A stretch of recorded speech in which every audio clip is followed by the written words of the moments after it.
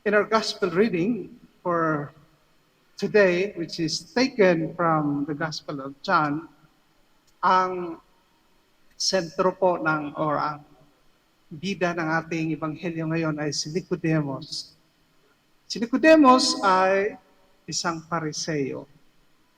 At pag narinig natin ang salitang Pariseo, ang pumapasok sa isip natin ay yung kumakalaban kay Jesus, laging kumukontra kay Jesus. Kaya madalas nating naririnig na Jesus would rebuke the Pharisees dahil they're always associated with pagkukunwari, yung pagiging hypocritical. No?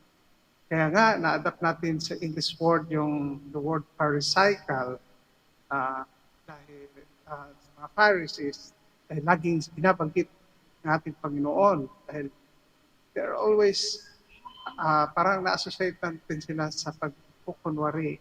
Parang magaling lang sa labas pero parang hindi naman totoo sa kanilang kaloob-looban.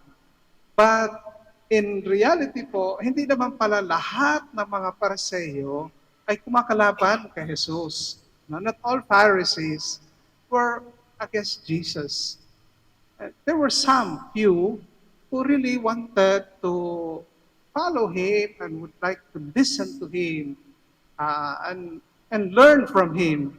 And one of them was Nicodemus.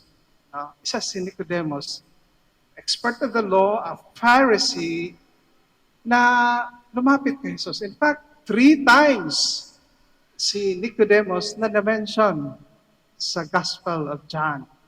Actually, I think it's only in the Gospel of John na mention si Nicodemus. One is itong ating Gospel ngayon.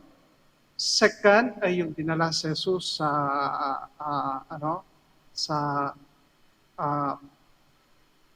yung hinatulan na si Jesus, and then he was one of those who defended Jesus and said, hindi pwedeng hatulan ng isang tao, hindi natin mapapakinggan ang kanyang side.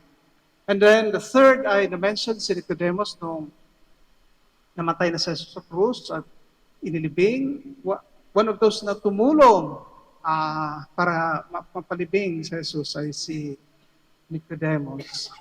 But aside from those 3 accounts, wala na rin po tayong naririnig about him, whether he became really a disciple of Jesus or not. Walang account. But most probably, also because even in the tradition of the church, parang wala naman talagang narinig tayo about Nicodemus. Most probably ay hindi talaga siya naging isang disciple, alagad ng ating Panginoon. And we can already surmise kung bakit hindi siya naging alagad. Baka maaaring kahit pa he was interested to listen about Jesus, but maybe lang, no? May pag-aalinlangan pa rin siya. And itong pangyayari sa ating ebanghelyo ngayon can also shed light sa ating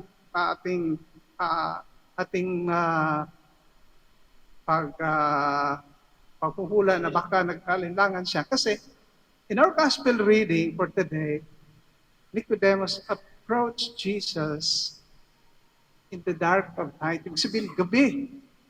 Gabi siya lumapit kay Jesus. Hindi araw. Magtataka tayo, bakit kaya bakit gabi siyang lumapit kay Jesus, but hindi araw? Jesus was most available during the day, pero gabi. Most likely, ito lang ay mga ano lang natin, na most likely, gabi, para hindi siya makita ng kanyang kapwa Pariseo dahil siguro natatakot din siya na mahusgahan ng kanyang kapwa Pariseo. Kaya mabuti na yung gabi para matatakpan siya ang kanyang mukha in the dark of night. But you can already see the good intention of Nicodemus kasi nagtatanong siya kay Jesus how can one enter the kingdom of God? Paano ba maliligtas ang tao makakapasok sa kaharian ng Diyos? At itong ating ebanghelyo is karugtong itong conversation ni Nicodemus with Jesus. No? How can one enter the kingdom of God? And then, pumasok itong sinabi ni Jesus na napakaganda na sabi ni Jesus, just as Moses lifted up the serpent in the desert, so must the Son of Man be lifted up so that everyone who believes in him may have eternal life. For God so loved the world that he gave his only Son, so that everyone who believes in him might not perish, but might have eternal life. So ang sagot ni Jesus sa tanong ni Nicodemus ay to have faith in him, who will soon be lifted up. Two instances that Jesus was lifted up. First, when he was crucified on the cross, he was lifted up. It was like the serpent during the time of Moses. And the second was when he ascended, after his resurrection, when he ascended to heaven. So, maganda yung sagot ni Jesus sa inquiry ni Nicodemus. How can one be saved? Ang sagot ng ating Panginoon, if you have faith, the Son of Man will be lifted up. For God so loved the world that ito talaga ang kanyang misyon para sa atin, that we will be saved by faith in Him, who will be lifted up.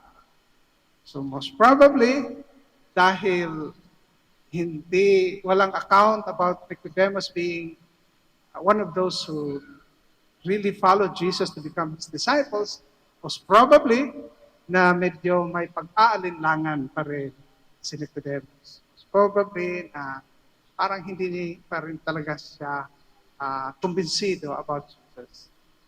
But again, this message is not only also for Nicodemus, but also for us, as we are also seeking to enter the kingdom of God. The answer to our inquiry is to have faith in Jesus. Ating pananampalataya kay Jesus. Have faith, and when we shall be saved. Pero ang tanong, ano ba ang pananampalataya? What is faith? Maganda po ang faith in Tagalog, no? Pananampalataya.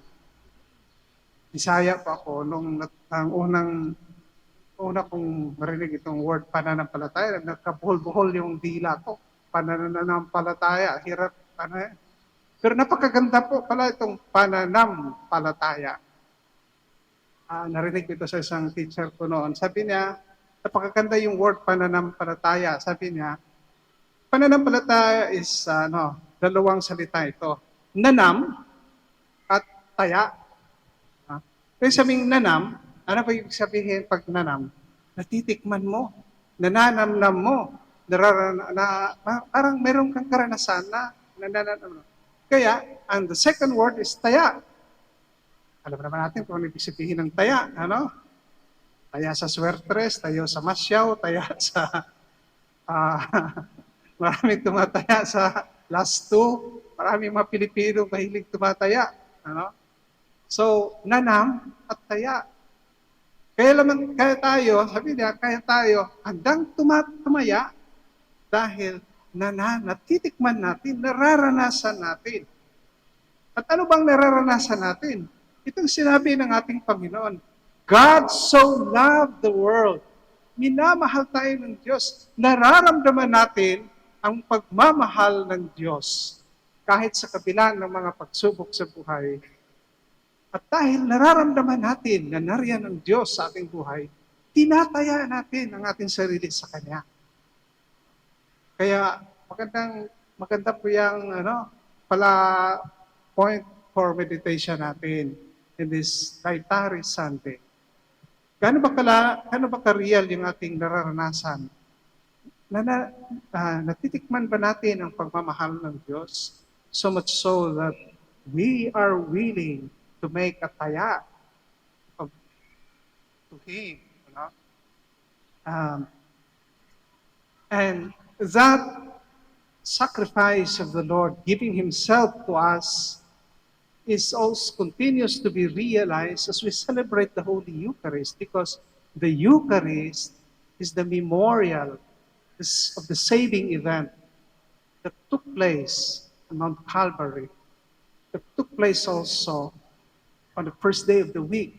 Kaya handa nating itaya ang ating buhay sa Kanya dahil natitikman natin siya, nararamdaman natin ang Kanyang pagmamahal. We're very grateful to Saint Ezekiel Moreno dahil siya po yung unang nagdala ng banal na misa sa atin 152 years ago today, na pinagdiriwang natin ang the first Mass on this side, on this side.